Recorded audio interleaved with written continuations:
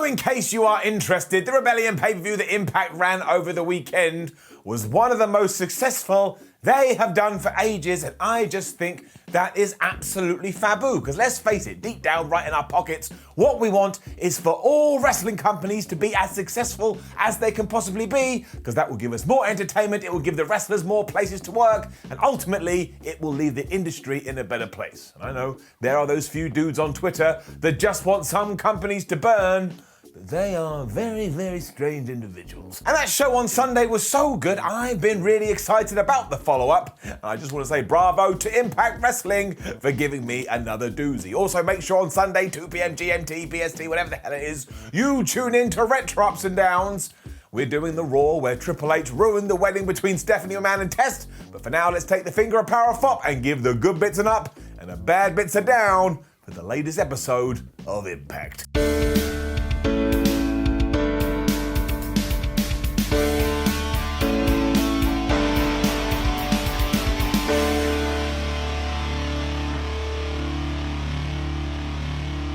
As it turns out, Kenny Omega, our brand new Impact World Champion, does have some contract obligations he's going to have to live up to. But before that, Scott D'Amore was backstage as pretty much everybody on the Impact roster was demanding a world title shot. Because, of course, Kenny has just stolen their belt. Scott cleared them away and told them to go to the ring because he's going to address this issue. When Don Callis popped up, he was like, "Oh, Scotty, thank you for sending the mob away. Kenny Omega will appear later, but it's going to be via Zoom." And Scott was like, "No, I talked to AEW, I talked to Tony Khan. Kenny Omega has to be on this show live and in person, and if he doesn't show up, he's going to lose the title." This then spilled out to the ring because Scott D'Amore did address the roster, and he said at the next pay-per-view, Under Siege, there is going to be a six-way match, and whoever comes out the winner will be the number one contender, and I'm keeping everything crossed that Steven Seagal is going to pin it. However, if Kenny Omega doesn't turn up to the show later, he will be stripped of the championship, and that will be up for grabs instead. We also learned that Rich Swann didn't have a rematch clause in his contract, and nobody should have mentioned that because I sat there and I went, well, that was a stupid thing of Rich Swann to do, but taking all of that and moving over to one side, yes, this opening was quite WWE,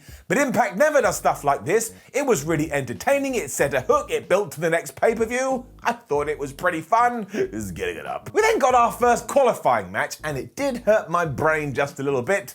Let me explain. Because D'Amore told Jake something to get in the ring because he's going to be in this, mainly because over the last few weeks, he has been smashing it on Impact. Now listen, I like Mr. Something, I like him a lot, but that is not true at all. In fact, he has lost so much, it begs the question, why didn't we give him a few more wins to justify this? Otherwise, it kind of feels like you're just hurling individuals into it. It's kind of the same with his opponent too, which was the returning Chris Bay, because the last time we saw him, he was trying and struggling and failing to win the X Division title. So from a sensible standpoint, it's got to get it down. However, Chris Bay versus Jake Something itself, because it was basically just big guy versus quick guy, which I always like because it tells such an easy story, and the rest of the Impact roster was still around the ring, so they acted like a crowd, even though we were still pumping crowd noise into the building. And mostly we just got to talk about the finish. Because I was wondering last week why Jake Something and Mahabali Shera had some beef. Then I found out it's probably to get out of this match, because out of nowhere, Rohit Raju just grabbed Something's foot. That distracted Jake, because of course he was born a professional wrestler. So Chris Bay snuck up. He used the most devastating move in all of sports entertainment, the surprise roll-up. He got the 1, 2, 3. He's going to Under Siege. And yeah, I mean, come on, that spot is slowly becoming the most overused in all of pro wrestling, but at least this justified the feud that Jake Something and Mahabali Shera is about to have. And also, I like Chris Bay in that match. Chris Bay is really good, but sometimes it would be nice just to have a defined winner and a defined loser. Like if I was Jake Something, I'd go to Scott D'Amore and say, hey, I think we need to do a do-over. But that ain't ever going to happen. Callis was then on the phone to Omega telling him he better get his ass to Impact Wrestling quick, and if he needs to take the private jet, he should absolutely do it, when Sami Callihan arrived and told Don in no uncertain terms he's going to be the guy that returns the World Championship to the company. And look, Sami Callihan may be my mortal enemy, but we 100% have to do this. For starters, Kenny Omega is always willing to do something new, and also Sami Callihan is the master of his niche. I think that would be magic, And I like magic, it always impresses me. I'm like, oh my gosh, how do they do it? Taylor Wilde was also being interviewed by Gia Miller, and she's all excited because she's about to have her first match in a decade, when she was approached by Tennille Dashwood, who I think doesn't even care she didn't win the championship at Rebellion, and is still more interested in trying to find a tag team partner, even though for like the last few months, it hasn't worked at all. And it's also why that women's title match at Rebellion was so odd. She has now reverted to the exact same character she was doing beforehand, and I'm not really sure if she's a face, and I'm not really sure whether she's a heel. Either way, Wilde went, nah brah, I'm not interested, and she just walked off. WB Morrissey then ruined Sam Beale. Good. Because come on, when you've got a 7-foot dude who you're trying to get over as a monster, for a good old while, he should just be killing fools, and that's what he did here.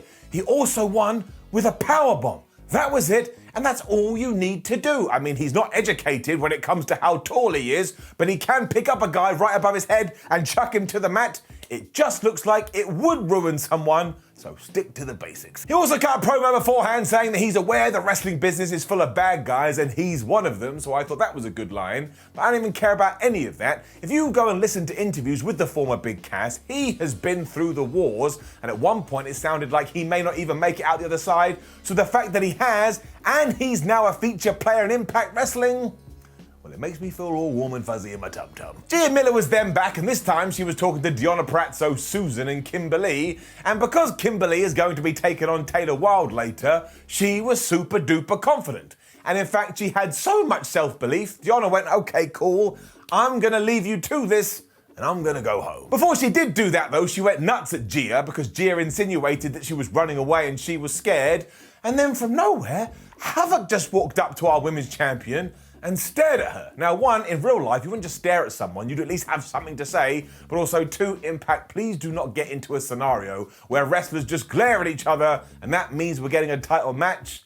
It's just an old played out trope, and I don't need it anymore. Got another match for Under Siege after this because Willie Mack told us he's very upset about what happened to him at Rebellion with W. Morrissey, so he wants to do it again in a singles contest at Under Siege, and I'm just going to keep everything crossed that Steven Seagal is the special guest referee for that match. Don't worry, I've got loads of these. I would hate me too. Taylor Wilde was then back in an Impact ring. She was taking on Kimberly, who had Susan in her corner, and I didn't get it. Down. And it's not like it sucked or anything like that, but Kimberly, who let's be honest doesn't win many matches, absolutely obliterated Taylor Wilde here. I mean, for a good 3-4 minutes she was just throwing her around, she was kicking her in the face, she was applying submission holds, as Taylor Wilde didn't really have a clue what to do. The only reason that Kimber lost here is that she got ahead of herself and started getting really arrogant, but even after that she was still able to go for the senton. She missed the senton, and then Taylor Wilde realised, oh my gosh, quick, this is my opportunity, and she locked in a variation of the Indian Deathlock, and she got the submission. And I understand the idea is, oh, she's been away for so long, maybe she's a bit ring rusty, but it just kind of took the return and popped it like a balloon. I mean, it honestly felt like a bank robbery, where the only reasons the robbers got away is because the police and the cops accidentally ran into a wall. And we had some story after this because Susan was in the ring and she was beating up Taylor Wilde before Tennille Dashwood made the save, even though Wilde was like, I don't want your help. And hands up if you can see a tag team match coming. My hand remains in the upwards position, but I just kind of think we should have had Taylor Wilde really kick some ass. This just took away any of the momentum. Moose then got in Scott D'Amore's face because he was all like, this tournament is stupid. You should just give me the world title shot because I'm Moose. And Scott D'Amore, he wasn't intimidated by this. He was like, well, if you are Moose, why don't you go out there and prove you can do it? So Moose just grabbed him and essentially said, don't play with me, man. I will rip your head off. James Storm then arrived and broke this up because we are going to get Moose versus James Storm next week. And he also gave Moose some food, but I suppose people do need to eat. And let's just be honest with ourselves. 2021 should be the year of Moose. We then got a rematch kind of from Rebellion because our brand new X Division champion Josh Alexander was taking on Ace Austin. And if you didn't watch the one from the pay-per-view and you didn't watch this, you need to go and change those plans. Both are really, really good. And also proves that Ace Austin is smarter than Rich Swann because he actually did have a rematch written into his contract. Josh took over to begin with because he's got such a good ground game, so he started to whip Ace Austin's ass when all of a sudden Austin remembered he had the speed of a panther, so my word did he quicken up the pace. He also remembered, hey, Josh Alexander is a human being, if I attack his leg he's gonna go down, so he went after his ankle Lo and behold, it worked. With Josh down, Austin was able to go after other body parts, but as wrestlers are really tough, Alexander soon made his way back in it. And then before long, they were just punching each other in the face. I don't know why that always makes me laugh. I suppose because if you did it in a real fight, at least one guy would go down. But here they're both like superheroes, and also it works every single time. You're like, yeah, go get him. There was an awesome near fall after Ace Austin had just booted Josh Alexander right in the face. But my favorite part of all of this is how we're treating Josh Alexander. Case in point, when they were fighting on the apron, not only was Josh able to fight off Ace Austin, but he was also able to fight off Madman Fulton. So here is a guy you can get behind and go, well, he's an absolute warrior. No one's playing around with him. Austin then busted out one of the most terrifying moonsaults I've seen in ages, which led to Josh Alexander applying the ankle lock and getting the tap out victory. And he is such a good X Division champion, and really much like Moose, he is having a great year. So this was excellent. The X Division once again has become must-watch wrestling TV. And then we also learned that El Phantasmo, he of New Japan fame, is coming in to compete in this division and potentially take on Josh Alexander. And that is only going to make all of this even better still. Johnny Swinger and Hernandez were then boned because they had bet against Kenny Omega at Rebellion. So when they bumped into Don Callis, Don was like, hey, you morons, you owe me 20 grand. You better go and get it. However, because Callis was more worried about Kenny Omega getting to the Impact Arena on time, he was like, look, we can forget about all of this and we can be square as long as one of you just goes and picks Kenny Omega up from the airport and makes sure he gets here on time. And I want to ring Don Callis up and go, dude, you can't trust these two goose. They will screw it up. But as it turned out, I think they did the job just fine. Impact then also injected some sense right into their women's tag team division. And I liked it. Because Jordynne Grace and Rachel Ellering were being interviewed and essentially looking at the other one saying, man, you're the best. And the other person would go, no, you're the best. So they're a very well put together and strong tag team. But then Fire and Flavor arrived and they're like, wait a minute, Jordynne, you tried to beat us time after time after time and you failed. And it was only when you teamed with Raquel when all of a sudden you were winning. So surely she is the star. And I sat there and I listened and I thought, that's a very good point. It also allowed them to set up a rematch at Under Siege, and because there was justification here, that's fine. But let's have Jordynne Grace and Rachel Ellering, or Egg, be victorious and then go on to a different feud. We then had another one of these world title #1 contender tournament matches that will culminate at Under Siege. And we did 50-50 booking. And why do I say that? Well, we were having another rematch from Rebellion. This time it was Matt Cardona versus Bryan Myers. And even though Cardona only had one leg, he was still able to win. And it wasn't like Impact ignored what happened on Sunday, far from it. I mean, Matt Cardona could barely walk around here, and that's why Bryan Myers was able to take 95% of this match, even if Matt Cardona thought about doing some offense. Bryan just kicked him in the leg. The problem was, even though he kept trying to pin his former friend, Cardona wouldn't stay down. So Bryan was like, okay, I'm gonna hit him with the roster cut. He ran at him, missed. Matt Cardona then hit the radio silence, which I think was pretty much like his third move of the entire thing. And he just got the 3. And yes, to be fair, this is his one big massive signature maneuver thingamajig, so I suppose that does allow him to get away with it. But it did just a little bit negate what had happened at Rebellion. Still, I wasn't not entertained, which means I was entertained, and I'm sure this story is far from done, so it's getting done. Violent by Design video after this, and I look forward to these every single week. It was just Eric Young talking in riddles again, but he is very good at talking in riddles, so why the hell wouldn't you do that? And he was focusing on Rhino, because Rhino is also in this mini #1 contender tournament, and said, next week, my friend, you better do some destroying. And I really hope he does, because we all know what VBD does. If you do fail, they literally whip you. Our main event was next, and it was always going to be a match to see who else was going to be in this Under Siege 6-way.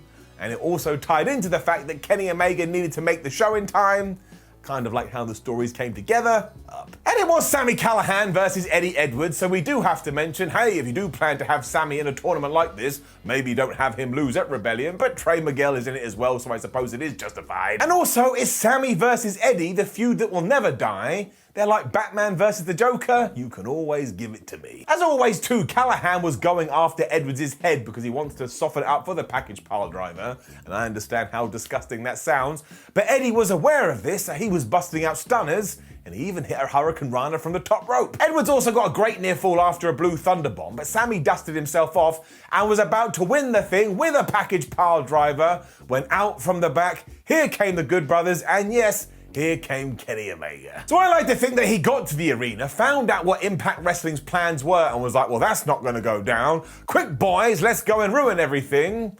Which is what they did. They beat up Sami Callihan, they beat up Eddie Edwards, so we never got a winner. Just as Sami Callihan was about to be V-triggered though, all of a sudden Finn Juice were here. But again, this didn't work out when it came to wrestling mass. There were 3 bad guys, there are now only 2 good guys, so our tag team champions got beaten up as well. Don Callis started screaming afterwards for the rest of the Impact wrestler to come after Kenny Omega, and you can see what they're all doing here, right? The Elite has essentially taken Impact hostage, or it's under siege. So yes, I do admit this was over-the-top madness, but I like how it's tying into the bigger picture and how Kenny Omega just ain't gonna play by Impact Wrestling's rules. And once more, do I want to see what's going to happen next week? Yes, I do. So overall, Impact getting up. Now, don't forget to leave a comment below and let us know what you thought about last night's episode of Impact Wrestling. Like the video, share the video, and subscribe. Head over to WhatCulture.com where you can read articles about Impact and all of wrestling. Make sure you come say hello on social media. And please do click another video.